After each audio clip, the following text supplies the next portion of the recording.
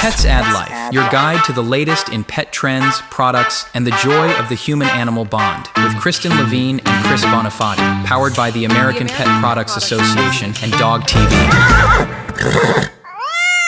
Hello and welcome to another episode of Pets Add Life. I am one of your hosts, Chris Bonifati, and joining me, as always, is the 2017 Appalachia Valley Roller Derby champion, Kristen Levine, everybody. Give it up for Kristen. Oh, that's good. That's good. I actually do have roller skates and knee pads and elbow pads and a helmet.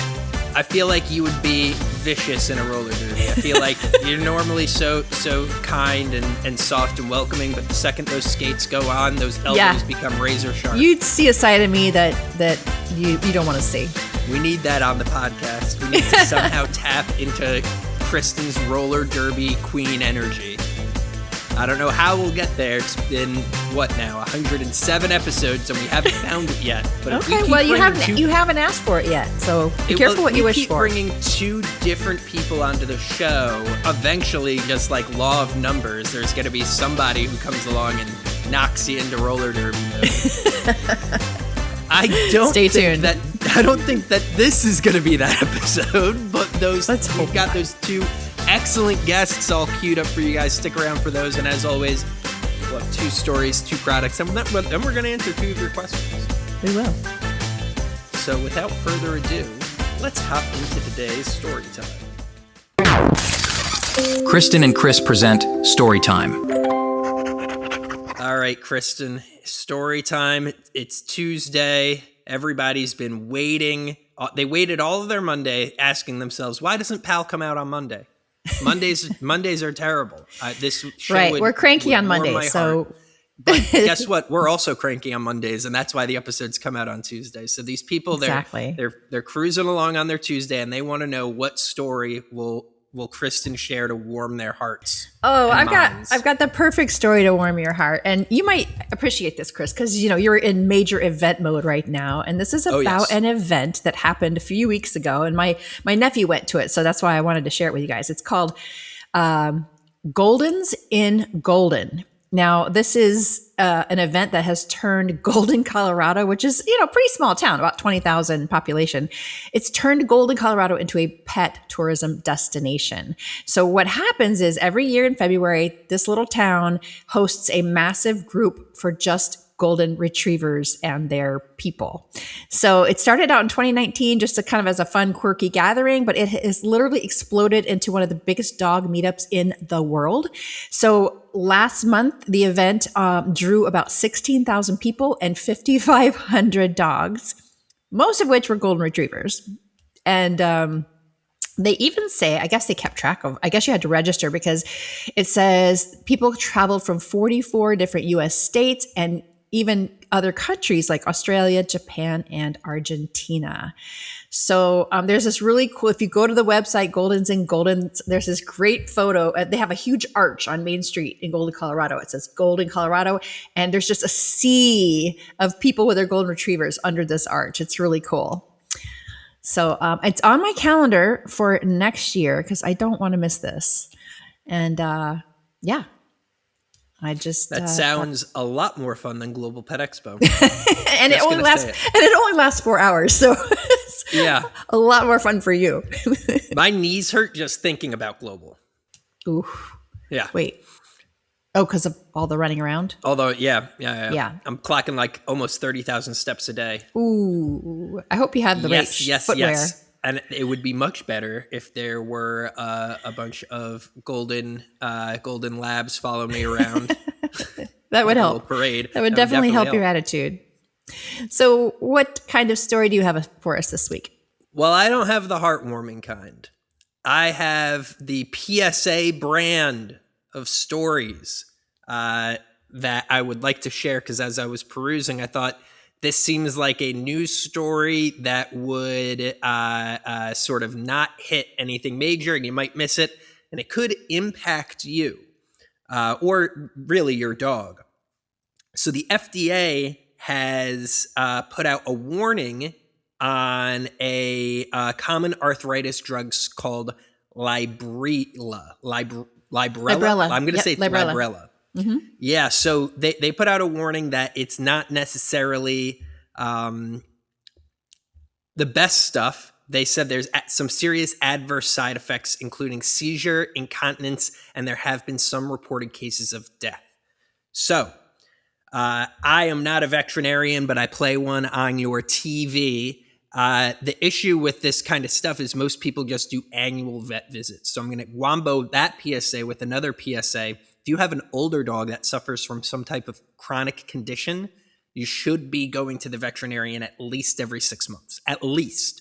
The research on these drugs and the clinical side effects sometimes are not shown immediately, and sometimes this kind of thing happens where a drug passes through clinical trials, gets FDA approval, gets released to the general market where it's used much more often than it ever was in trials.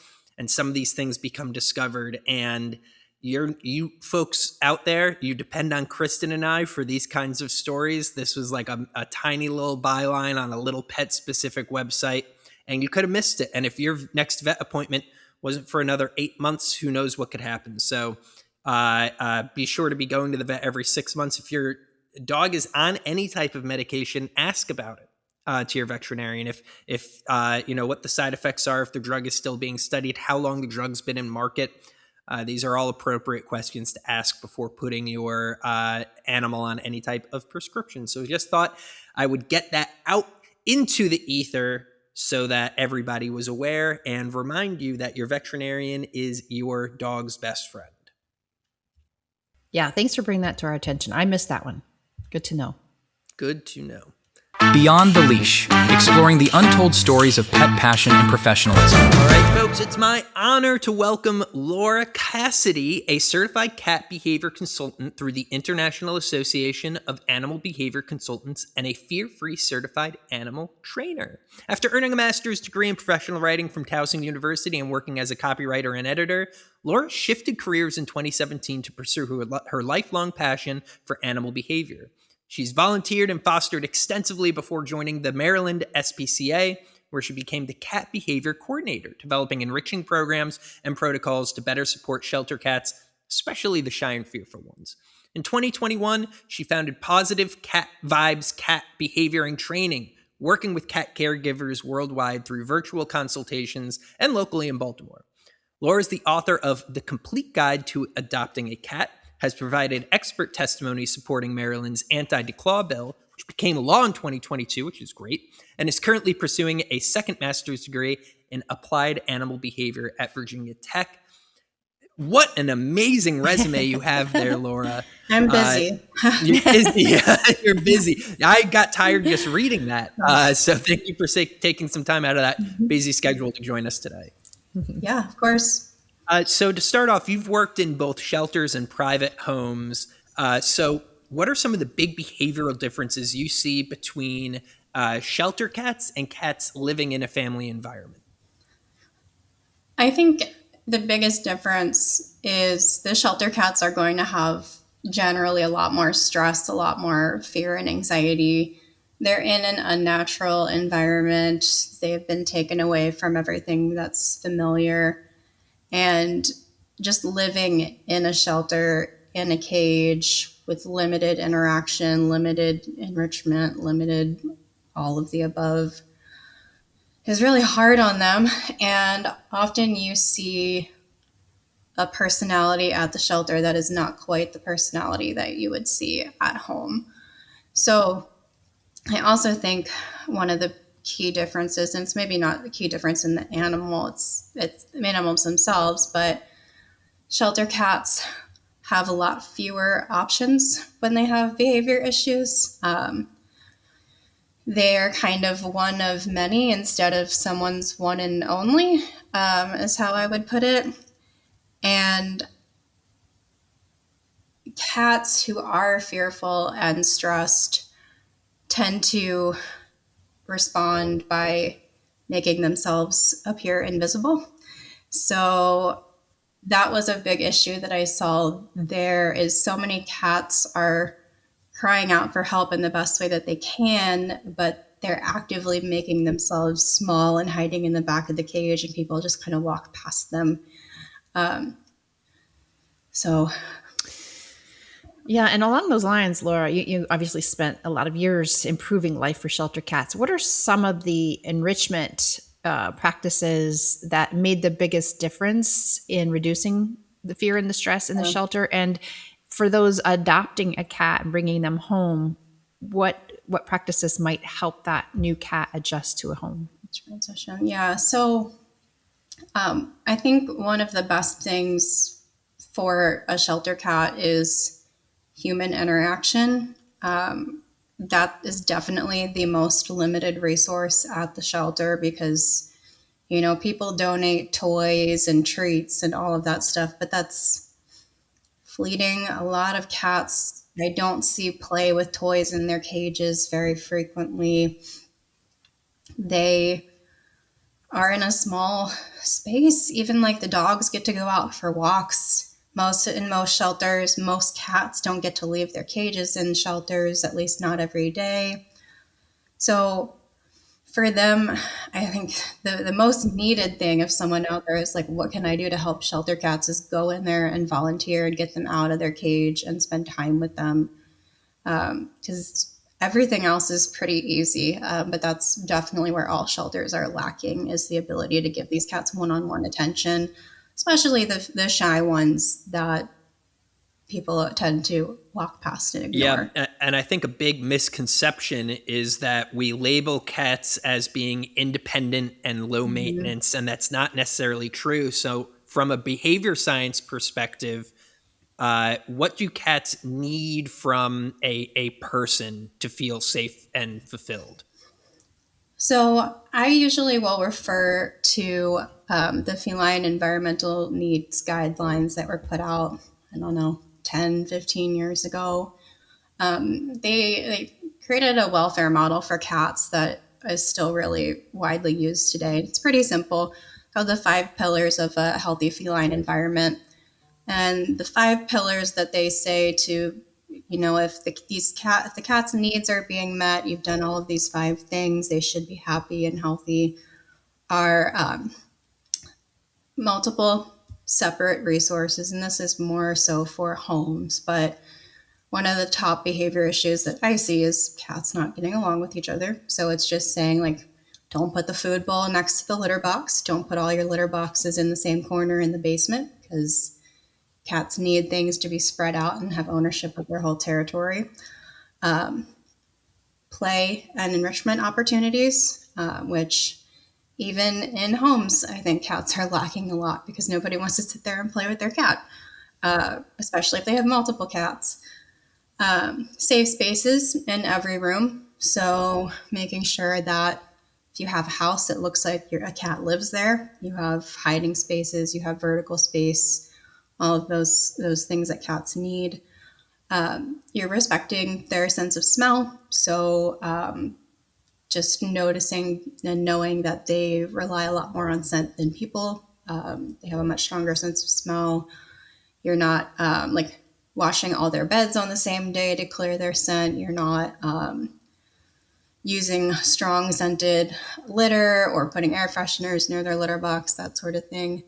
And then that was for the last one is positive, consistent human interaction. So every time that they're around people, they know what to predict. Nothing weird's going to happen. They have their boundaries respected. That sort of thing. So Yeah. I think if we have like those 5 things in mind, you're doing the best you can there for cats. Yeah, you're at least set up for success. Yeah, for sure. And Lauren, you founded, Chris mentioned in the intro, Positive Vibes to help prevent cats from entering shelters in the first place. I actually started my career working in an animal shelter, and I remember, the cats that were surrendered largely due to behavior problems. So what are the top behavior issues that if we're addressing them early could keep cats in their homes? I think the easiest problem to fix is usually litter box issues, cats who aren't using their litter box appropriately. not all cases, and of course, like the first thing you should do is see a vet, all blah, blah, blah. But so many are human error that if we just kind of gave the cat what they wanted and listened to them and not try to make them use all of the fancy contraptions we want them to use, it would go away. I'd say it's about 50-50 for my clients. I either have clients that I say do one small thing and everything is fixed instantly, or it's more complicated than that. But I think it's one of the things that people are able to tolerate the least, but also and especially if you really want to keep your cat and you're willing to work with a behaviorist or behavior consultant, like the chances of you being able to fix it are so high. Yeah. And I think too, when people go into it and they decide I want a pet, and they go to the shelter and their, generally decision is am I getting a dog? Am I getting a cat? When people decide they're going to get a dog, they know that this is going to come with a lot of learning. They're going to have to learn how to train and housebreak and how to take care of the dog. And a lot of people turn to cats because they think, oh, I won't need that step. I don't need to prepare my home for a cat. I could just kind of bring them into this environment. Then they're going to be my little buddy. So how can I set up my home to make sure that when I make this decision to adopt a shelter cat in my home, that it's ready for this new member of my family? Yeah. So if you already have pets or kids or anything else living in your house, I think the best thing is to, even before you decide that you're going to get a cat, or before you go to the shelter or wherever to pick your cat out, that you kind of have what you, Ripley's going to join us. Ripley. Hi, Ripley. So you have in mind what you want. And I don't mean you want an orange kitten. You want a cat who is good with kids, who has, a history of living with another cat, or, is confident enough that they could navigate a household with a busy dog. Or if you have a 15-year-old cat at home, you're thinking, oh, I might want to pick a cat that is a similar age and energy level to that cat. And just kind of preparing yourself that way, because I think you're asking for behavior issues by picking a cat that is not a good match for your lifestyle in your home. Once you've picked, an appropriate cat, then I think my best advice is just making sure that when you do intros to other pets and kids and all of those other creatures, that you take it very slowly. Maybe 75%, if not higher, of my clients are having issues with cats getting along with either other cats or dogs or other pets. It is definitely the most common and the most complex issue to resolve. So trying to start that off on the right foot by, not throwing them together, doing short positive interactions with them. I think people have unrealistic expectations that it's only going to take a couple days or a couple weeks, and often they need much longer than that to get along and integrate. Yeah. Well, Laura, we're coming up on time, but before we let you go, I wanted to just ask you about the work that you did. You were very involved in supporting Maryland's anti-declaw bill. And I think it's important for our listeners to understand from a behavior standpoint, why is declawing so harmful to cats? Yeah, so it is the amputation of the first knuckle. So it is not just taking off their little fingernail. It is the equivalent of taking off the first part of your finger. And then imagining that you now have to walk on that hand for the rest of your life. So I do see many declawed cats stop using the litter box because it becomes painful for them to step on the litter and dig in the litter the way that they're supposed to. I see many declawed cats that have increased aggression because they're painful, and they're grouchy all the time because they hurt, or you've taken away one of their biggest means of defense, so they turn to biting. And if you've ever been bitten by a cat, it's not a lot of fun. I would much rather be scratched up than have a good bite. It's just so easy to get your cat to scratch appropriate things. It's not something that's difficult if you're willing to set up your environment the right way. I think the biggest piece of it is your cat is going to be in some degree of pain for the rest of their life. And there's not too much you can do about it once it's done. So I'm glad that, Maryland has taken the step. A lot of other states have made it illegal since then. Hopefully we're on the way to making it illegal across the whole nation. Yeah. Here. All right. Well, we are just about out of time, Laura, but thank you so much for your insights and for the great work that you do for cats. And where can we follow your work or learn some more? You can find me. I have a Facebook page. I'm not that active on social media, but it's at Positive Vibes Cats. My website is positivevibescats.com as well. Okay. And then we've got your book up here on the screen too, The Complete Guide to Adopting a Cat. I assume that's available wherever books are sold? Yep, definitely on Amazon. Bookstores, physical bookstores are hit or miss these days, but Amazon is a great place to look for it. There we go. Well, thank you for taking some time today to join us. It was an absolute pleasure. Learned a lot, and I'm sure everybody at home enjoyed it as well. Yeah, thanks for having me. Well, I learned a lot in that interview, but one thing I learned is that our viewers should be watching us on video because Laura's cat Ripley made an appearance. And if you're not watching on video, you didn't get to see the cat. See, you're missing out if you're not watching us on YouTube. Every single dog benefits from being fit, not just athletic dogs. And our guest, Dr. Carrie Britt, is going to explain what that means. Dr. Britt is a veterinarian whose work focuses on canine conditioning, fitness, and mobility, with an emphasis on using these tools not just for canine athletes, but for everyday and aging dogs. She advocates for a shift in how pet parents think about movement from something reactive after an injury to a preventative strategy that supports joint health, balance, strength, and longevity. Through her clinical work and education, Dr. Britt can teach us how thoughtful conditioning can reduce injury risk, slow age-related decline, and help dogs stay comfortable and confident as they grow older. Her approach reframes fitness as a form of care, one that improves quality of life at every stage, from puppies to seniors. Welcome, Dr. Britt. Thank you. I'm happy to be here. It's great to have you. I like this topic a lot. Yes. Conditioning and fitness used to always be associated with like agility dogs or sport dogs, but why do you believe these tools are just as important for our family pets?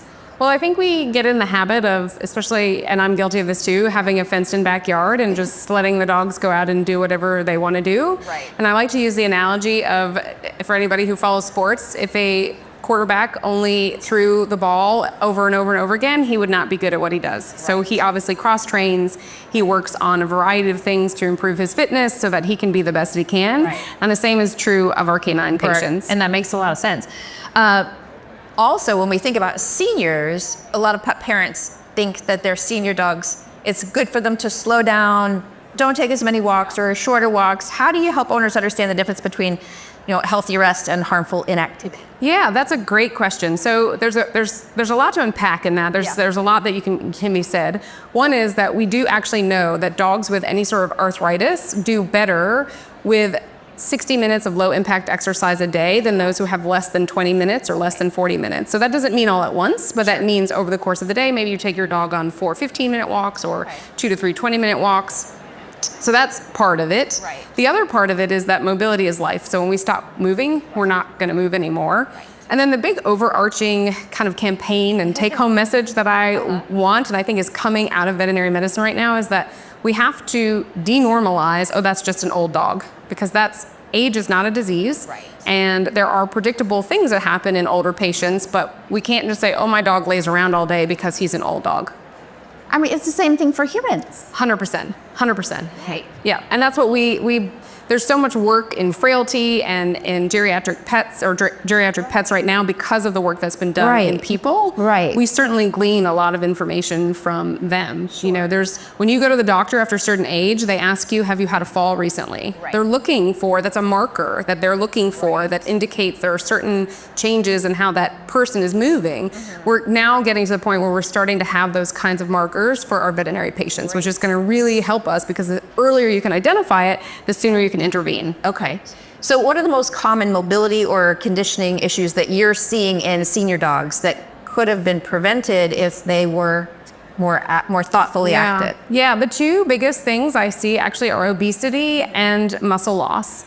And those are really tricky because they can often look similar. So you can have an overweight dog who has no muscle and you think that they look okay from a muscle standpoint because they're overweight. So those are the things I see most commonly in my clinical practice and that I am working really hard. The tricky thing is I'm not the first line. So my amazing GP colleagues are the first line. And that's where, you know, part of what I do here is giving them the tools in their clinic to be able to assess that ahead of time. Because the earlier we identify those things, the better we will be at caring for them. Right. And what should we be doing for our younger dogs? As they're, you know, puppies to adolescents to, you know, aging, what should we be implementing into their lifestyle to keep them as healthy and fit as possible? That is such a great question. And I think some of what we're going to be learning from the specialty of sports medicine we'll have better answers for that over the next few years. One of the key components, honestly, is making sure that they are staying slim. So we have a lot of data in veterinary medicine that shows lifespan and health span are decreased when you have obesity. So keeping them lean early on is one of the most important things they can do. And then, yes, making sure they have a variety of low impact exercise, walks, play, tug. We do a lot of doggy daycare and a lot of, you know, dog parks in this country. And I don't know that that's always the best way to get our dogs the socialization and the play that they need. But it's good that people are looking at that. But that's usually the dog is self-limiting or going too much in that time period. And that's when they get injured. Right. Yeah, I have this conversation with my husband a lot because we have a 6-year-old little min pin Chihuahua mix. Yeah. And there's a part of our yard that she loves so much, and she'll just, you know, we'll take her off the leash and she'll just tear into a full sprint. Yeah. And I've been warning him to, you know, walk her first and kind of let her, help her warm up. Is that good advice that I'm giving? Or? Yes, 100%. Yes, that's the story I tell people. I say the doorbell is the biggest cause of injury because your pet is lying on the bed sleeping, and then the doorbell rings and boom, they're up and going. Never thought about that. It's the same concept as if you were gonna train for a half marathon. You don't get out, you know, lie on the couch, get up and go run 26 miles, you know? You work towards that and you do a warm up and a cool down. So those principles of exercise physiology are the same, even though our canine athletes are superior to all other athletes. They still need those adaptations that we do for us. What do you think about, there's a lot of products on the market now that can help pets be more fit. I've seen like the balance balls and the, you know, it's almost like kind of a amateur agility type of tools. Are those things that you would recommend that pet parents? I think with caution. So I think if you have a good understanding that this field is very up and coming. There's a lot of folks that are taking conditioning courses and fitness courses.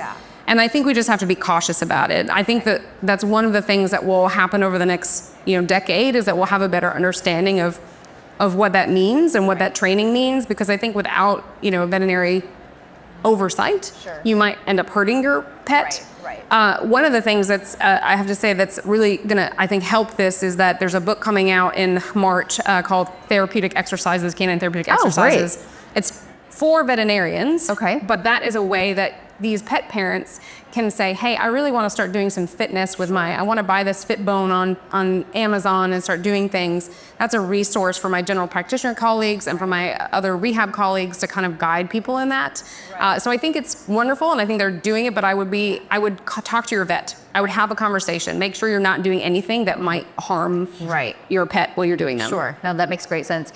What are some of the early signs that a dog is losing strength or mobility that, you know, maybe we pet parents just think, oh, it's normal aging, but maybe it's something we could do something about? Yeah, so one of the most common things is actually just willingness or interest in playing with toys, but not doing it for as long or not wanting to do it. That can be an early sign.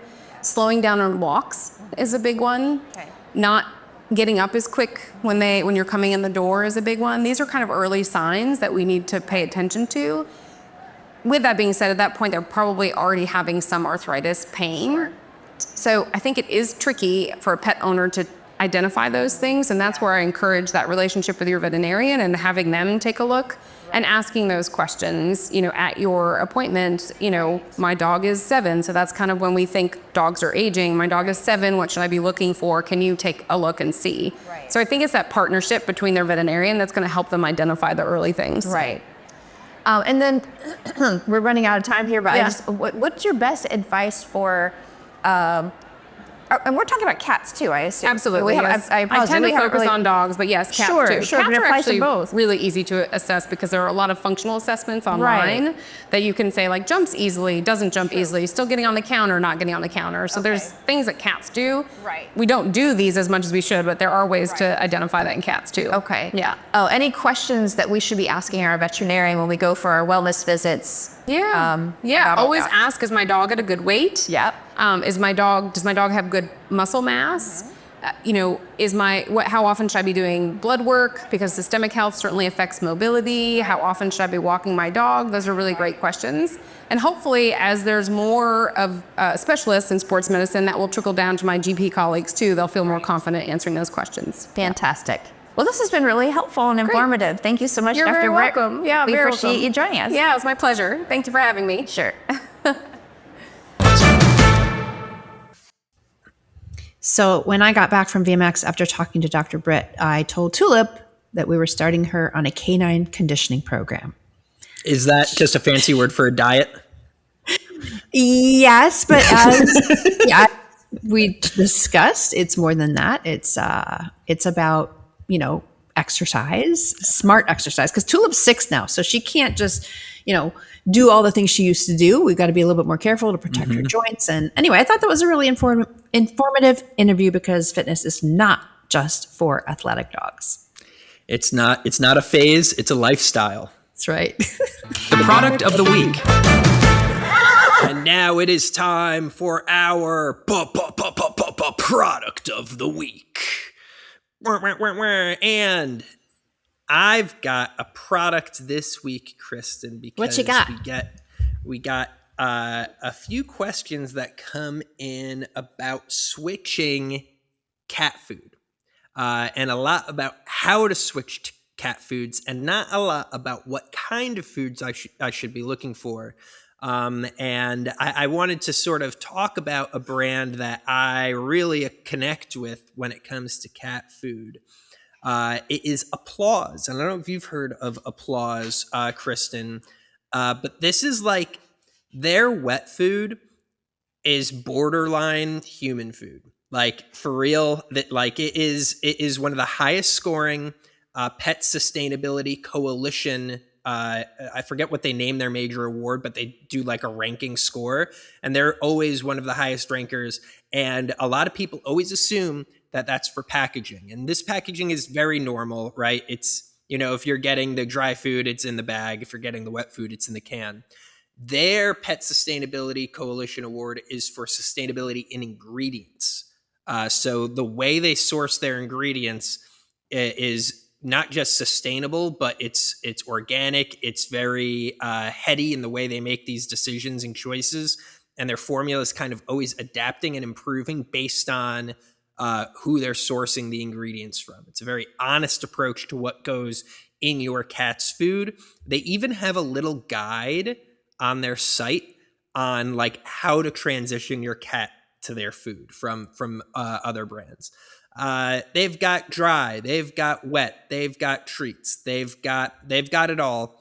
The catch is it's probably double what you pay for grocery store brand cat food. But you're paying for the quality. You are paying for the quality, and I like knowing these natural ingredients. For cats' diet's very different from dogs. Cats are just carnivores. They need good sources of lean protein. That's what you're getting in this food.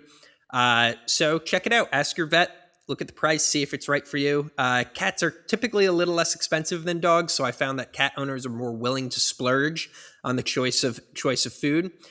So if you're in that kind of seat, check it out. Well, and here's the question I have for you about that. Are you willing to eat applause on the air right here on the podcast if I order it and send it to you? It's human grade. We'll see. Probably. Okay. I've been eating a lot of Grayson's baby food because I'm like, I'm not going to feed him anything. I like some of this stuff. It looks horrible. Like I can't feed a human being. I can't feed my son this thing. Right. So I've tasted some of his food. So I'm feeling pretty brave. Okay. All right. Don't be surprised when you get a packet on the doorstep. Okay. So my product of the week, it's similar but different. I came across this product from Icelandic. It's called Viking Boost. And what it is wild caught cod skin sprinkles. Sprinkles for your pet food. And now this could be for your dogs or for your cats. It comes in a 4-ounce bag. It's basically a food topper. And it has a single ingredient, and that is fish skin from cod fish. It's air dried. It is, like I said, single ingredient. It's a great source of protein. And it's, as I said earlier, it's wild caught. So very healthy, pristine. And this would be a really great way if you are transitioning your pet to a new food to maybe put a little topper on top that is irresistible. And I don't know, I think cod skin sprinkles sounds pretty irresistible for most dogs and cats. Honestly, if I'm eating the cat food, might as well top it off with some cod skin sprinkles. Yeah, exactly. But you only need just a very tiny bit. It says for a dog about a teaspoon per half cup of food, and for a cat about a half teaspoon for a quarter cup of food. Not a lot, yeah. No, so this bag is going to last you for a little while. But yeah, I've never seen cod skin sprinkles before. So check that out. They're on Amazon. It's only like $14.99 a bag. Worth a try. This episode's making me hungry. I took some salmon out of the freezer for dinner. So maybe I'm going to make some salmon skin sprinkles. Honestly, sounds good though. Like I think this whole segment for products of the week really shows how the blend between human and pet is becoming more apparent, especially in food. So check out those products of the week in your show notes, and we're going to kick it on over to questions, right? We do questions next? We're going to do questions. Q&As. All right, Kristen, you know what time it is. Listeners, you know what time it is. Ron, behind the ones and twos, he knows what time it is. That's right.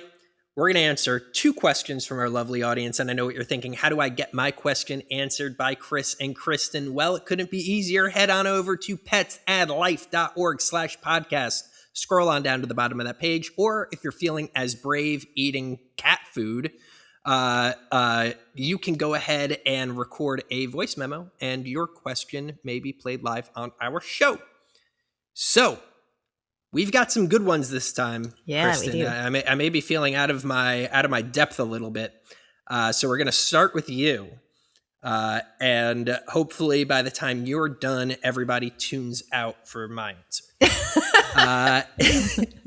So I've got a question here from, right around your neck of the woods. This is Amanda from Raleigh, North Carolina. Oh, hey, Amanda. We're neighbors practically. Amanda asks, yep, could be your neighbor. She could be outside your house right now. Hey, girl. Amanda asks, my dog seems healthy overall, but he's constantly itchy and has recurring ear infections. Our vet keeps prescribing the same medications, and the problem always comes back. Could this be diet related? And what should we be looking at instead of just treating the symptoms? Good question, Amanda. And, this is kind of a common problem for dog parents. I know we experienced this with Chili many years ago. He had chronic skin issues, and it took a while to figure out what the actual cause was. So whenever we're talking about chronic itching, you're basically going to have to work with your veterinarian to do some detective work. There are a lot of things that could be causing, the that could be the underlying cause, like food allergies or sensitivities. It could be environmental allergies. It could be yeast or bacterial overgrowth on the skin. And sometimes what happens is you get a secondary bacterial infection due to the fact that your dog is constantly itching the same place, and maybe the skin breaks and bacteria gets in there. So now you actually have two problems. That was what Chili's problem was. He had atopic dermatitis, and he, regularly got secondary bacterial infections. We eventually got it under control, and I'll tell you how we did that. Our veterinarian actually recommended that we go see a veterinary dermatologist. Now, this isn't always necessary. So I would say that you need to go back to your vet and explain that the medication's not working, or it's not working long term, and that you really want to dive deeper into what the underlying cause is. And she or he may recommend that you see a veterinary dermatologist, or, he or she can certainly do some allergy testing as a general vet too. So allergy testing can be food testing, where you start to eliminate different proteins from your dog's diet. You're going to probably need to keep a symptom diary so that you can keep track of when the itching starts and stops, when it's the worst. And you might even want to discuss some supplements like omega-3s. I know that I think it was Dr. Doty that we talked to a couple weeks ago. Maybe it was last week. She was highly recommending omega-3s for our pet's diet. But the downside is sometimes it takes a little while to figure it out. And not only that, but changing your pet's diet, it can take several weeks, even a couple of months before you start seeing changes. So hopefully you can be patient. It will pay off in the end when you get to the bottom of the cause of your pup's itching. But just be patient, talk to your vet. And if your vet doesn't recommend a dermatologist, so you're not getting answers that you need, then go see a veterinary dermatologist. Yeah, this actually happened to my parents' dog, Stella. And I don't think they ever got to what the bottom of it was, but she needs a topical ointment on where she gets patchy and itchy, and she's a long-haired dog. So you can imagine how difficult that is. And it's very rare for long-haired dogs to get skin conditions because their skin's typically very well protected. So the running theory was allergies or something to do with the food, or she was getting outside and eating grass she shouldn't be eating. Who knows? Sometimes dog stuff is just a mystery. Yeah, you can treat the symptoms. And I'll add one other quick thing, because what it turned out with Chili was that he was allergic to ragweed and a few other environmental allergens that were literally in our yard. So you couldn't eliminate it. So one simple thing we did every day is when he would come in, we would wipe him down head to toe to get all those allergens that had attached to his fur, and that helps too. So you can get there, you can get to the bottom of it, and there are certainly a lot of different supplements and medications that can help too. All right, for our second question, listeners, you are lucky because we were able to have Lauren pop back in to answer this question, a true expert on cat behavior. Laura, thanks so much for coming back. This question is from Lena in Portland, Oregon, and Lena says, "My cat hides whenever guests come over and sometimes won't come out for hours. Is this anxiety, and how can I help her feel safer?" Yeah, good question. And I think that's a question of having realistic expectations.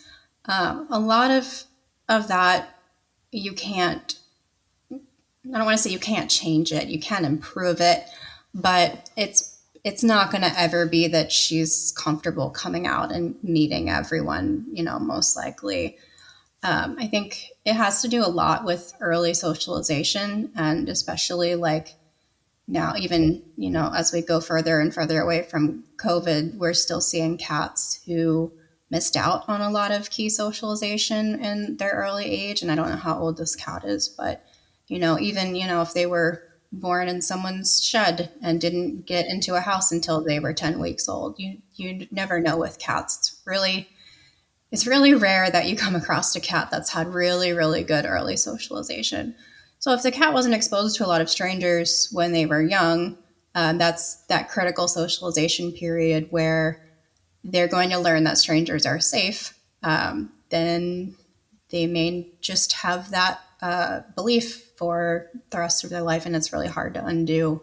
So I think to make your cat feel safer, really, if she's going and she's hiding and you've kind of coached people that she is not to be bothered under there, you don't have any kids like sticking their fingers under the bed trying to get to her, I think the best thing that you can do is let her go to a safe place. Let her know that it's okay to be there and she won't be bothered there. If you did want to start working on exposing her to new people and getting her more comfortable with a new person, I would say start with one person and have them just kind of come and sit maybe across the room from her and just read a book or play on their phone for 10, 15 minutes. Do that as frequently as you can and work up to more and more interaction. But these cats are sometimes very difficult to convince when there's extreme fear involved, unfortunately. Yeah, I think that's some great advice, though. Sometimes it is just a matter of time and comfort. Mm-hmm. Well, thank you so much for coming back to answer that question, Lena. I hope that helps. And yeah, that's it for our questions today. And that's it. That's our show for this week. Guess what? We'll be back next Tuesday, as always. No matter what happens in our lives, a meteor can fall out of the sky, land in my driveway, little gray aliens can come out, abduct me, and guess what? There'd still be an episode on Tuesday. That's just the way it works here at PAL. That's just the way it works here at PAL. Hey, Chris, I got a riddle for you for my tail-in tidbit. Okay. What dog sheds enough to build a second dog, loves everyone equally, and thinks every day is the best day ever? A good boy. Yeah, I was thinking golden retriever. Okay.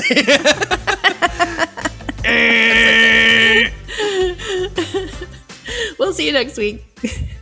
Pets Add Life, your guide to the latest in pet trends, products, and the joy of the human-animal bond, with Kristen Levine and Chris Bonifati, powered by the American Pet Products Association and DOGTV.